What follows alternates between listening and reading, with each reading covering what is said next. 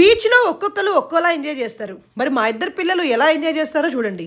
పెద్దోడు be like భయం వేసి వేసి వేయడం మానేసింది. పాడు జీవితము యౌవనం మూడు నాళ్ళ ముచ్చటలేరా. ప్రపంచంలో ఎన్నో అద్భుతాలు జరుగుతున్నాయి, ఒక నా జీవితంలో తప్ప. చిన్నోడు బి లైక్